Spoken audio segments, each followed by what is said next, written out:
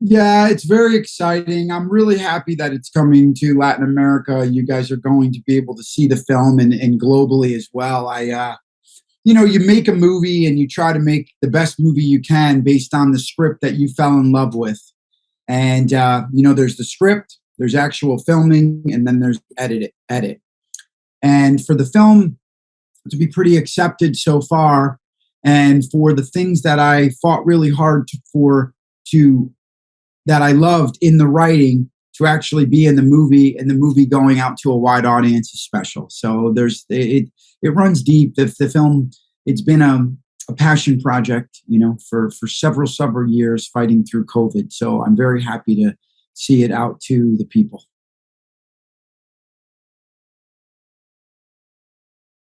Well, the character goes through quite a journey, through quite a roller coaster ride. He starts in one place and he ends up in a very, very different place in the third act. So for me, what you do is you go and you do a lot of homework, and you find what all the pinches that make him react this way. So it's always about the pinch, never the ouch.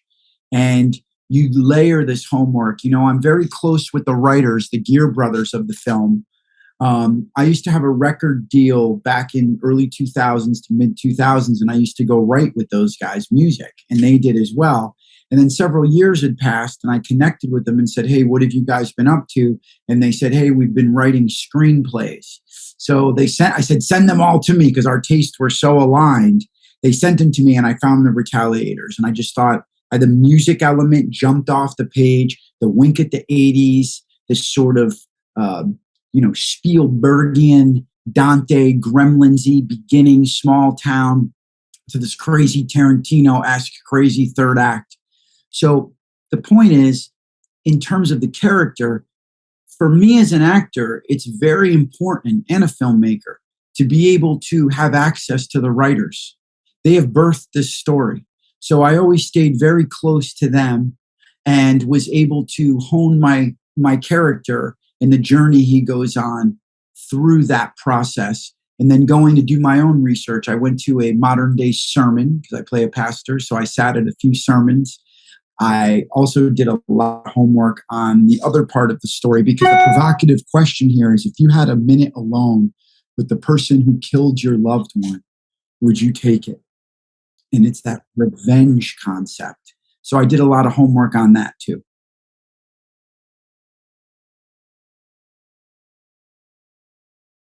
I'm a huge fan. I think, what I loved is I love the way this film sits on sort of the highbrow story driven side of horror. Although it gets crazy, we know that, but there is story. And there are elements that you can certainly, after seeing the film, talk about. It's not just, it should have an impact on you. And I loved the acting moments at heart. Even though I'm a producer on this, an additional director, and I'm a filmmaker, I really love the acting. So there were challenges, some physical. We shot a lot of nights, and my character's just in a t-shirt, and it was all night long in the very cold in the month of November on the East Coast of America. So that was cold, and that was challenging, dealing with like the blood and the stickiness and the syrup of all the fake blood. And some of the content of the scenes are pretty heavy. And I think the hardest part, though, was filming through COVID and dealing with a lot of challenges of shutdowns and that as an actor and as a producer on the film.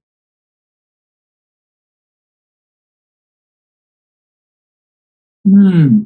Well, in this particular role, I can talk about the script and tell you what jumped out at me and what films did. I mentioned Gremlins, like the small town in the beginning, and then I mentioned Tarantino.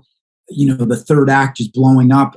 Evil Dead in the third act, which I think is a great film. I really like Evil Dead 2, and I like Evil Dead 1 as well. But Ash, being a sort of horror hero, from what he does. And, I think that plays into it. I also saw a Sin City sort of graphic novel-y kind of feel to the movie on top of that. And then, of course, at the end of the day, this is a revenge story. So like those Charles Bronson, I love all those films of the 70s, 80s, and 90s, and this has a soundtrack.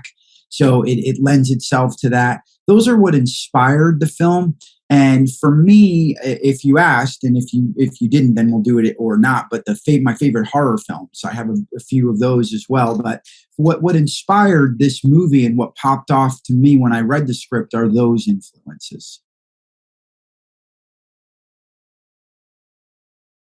Yeah, the what was so lovely with this is the musicians. You know, Alan Kovac, who is my producing partner in this, and the guy behind the film, he is a famous music manager. So he represents several musicians: Mötley Crüe, Five Finger Death Punch, uh, Papa Roach, Ice Nine Kills. So we had access to all these musicians. I brought Alan the script and I said, "Look, I want to make this movie," and he said, "Go do it."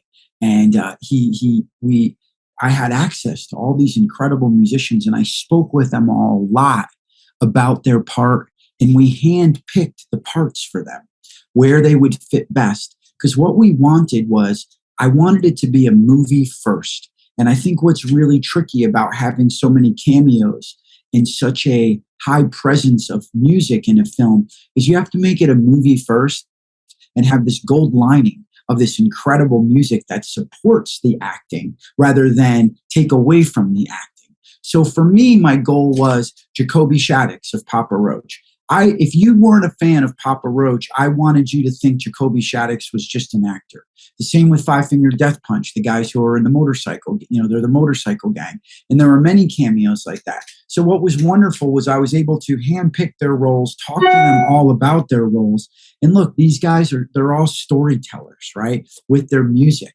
But they're normally singing on a big stage. So they're big. Now they have to bring it in, have it in their eyes. But you know what? Honestly, I really mean this. We're so prepared and so ready to sort of jump off that cliff, if you will. And that's a big part of it. You have to let go of fear. And they were just there. And they all did such a great job. So it was a tremendous learning experience. And I was really moved and touched and impressed by all their performances in it. And on top of that, having these great songs on the soundtrack. Then to go another step further, we were fortunate enough to get the Stranger Things guys, Kyle Dixon and Michael Stein, to score the movie. So I told you the film has a wink at the 80s. Those guys are so 80s with all their synthy sounds. So yeah, I mean, musically, it feels like it's been, incredible.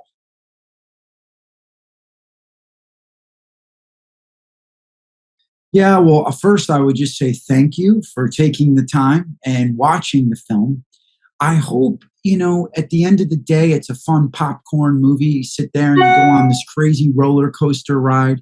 But I also hope that the movie can raise a few questions, and you will come out a little different and, having questions about this revenge tale and this primal instinct to protect.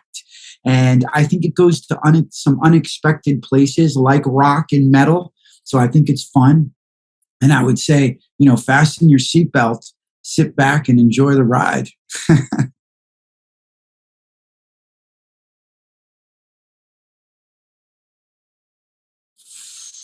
Yeah, man, a lot of them want to make me like break things. But you know what I love? I love like minor chords and I love going to those dark places. So there's some badass music in this. Obviously, Five Finger Darkness Settles In is more of a ballad, but it's heavy, Ivan Moody singing that. And then, you know what song I love? The ending. Papa Roach, the ending. It opens the movie. I just love. Oh, by the way, I directed and produced a lot of these music videos that crossroads with the film too. So I've heard these songs over and over again. There's a song called by Hyro the Hero called "Who's That Playing on Your Radio?" That song's heavy. It's kind of like a Rage Against the Machine a little bit. So yeah, so many of the tracks. There's this band Classless Act. They're opening for Mötley Crüe right now, and these guys they have a band. And a lot of them, man. I know them all well. I have the whole soundtrack on play. I knew a lot of the songs before they came out because I was fortunate enough to get my hands on them and find out where they'd sit scenes they'd fit best with. So yeah, there's several, man. Hey everyone, my name is Michael Lombardi. I'm a lead actor and producer of the film The Retaliators. I think it will make your head bang. So if you have the time, check it out. But don't forget you heard it first here on Headbanging. Thank you so much for tuning in. Enjoy my boy, enjoy the show, and God bless on Headbanging.